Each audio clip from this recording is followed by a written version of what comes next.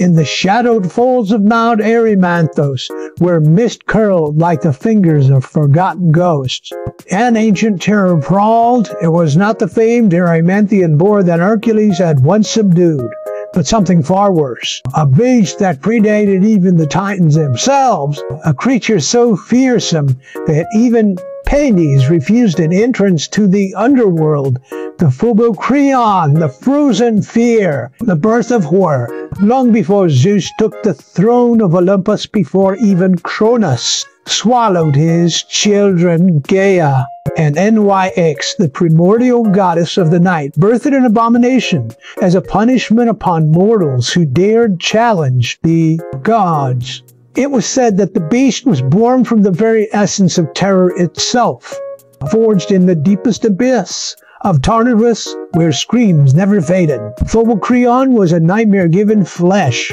It stood thrice the height of a man, with a body covered in scales darker than the void between the stars. Its eyes burned with an unholy blue fire, capable of freezing any who met its gaze.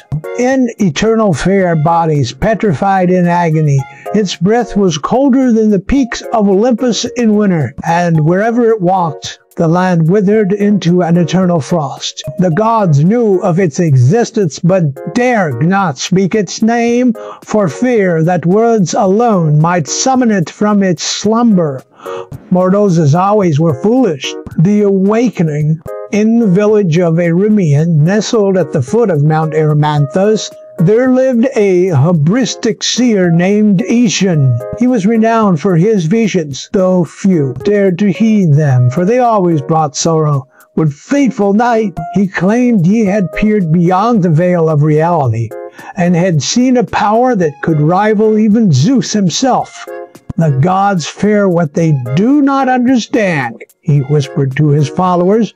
A cult of reckless men who sought forbidden knowledge, but I shall summon the truth. Despite the warnings of the elder priests, despite the cries of the villagers, Aeson and his followers climbed a mountain under the black moon. They reached the entrance to a cavern long sealed with divine sigils, etched by Hephaestus himself. With chants stolen from ancient texts, they called upon the abyss. Lightning tore across the heavens, the mountain trembled, the air turned frigid, then silence, and from the darkness two burning blue eyes opened. The reign of fear, Erymanthian, was the first to fall.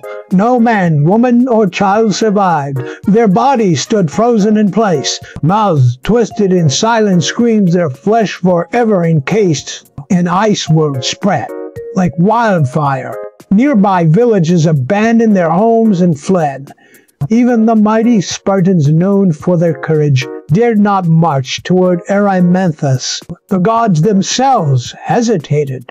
Zeus, bound by ancient laws, could not directly intervene. Athena whispered that only the purest of mortals could stand against such an evil, and Apollo, the god of prophecy, wept, for he saw no victor in this battle.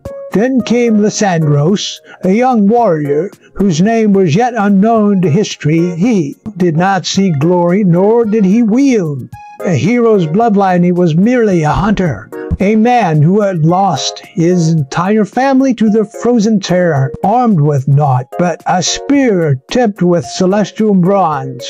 He ventured alone into the mountain, following the trail of statues that had once been people. The final confrontation, Lysandros found the beast at the heart of the mountain, a cavern so vast it seemed to swallow the world. Phobocreon stood amidst the petrified remains of Aeson and his cult. Their ambition rewarded with eternal fear. The beast's gaze turned upon the hunter. The cold of the void itself crept into his bones. But Lysandros did not falter.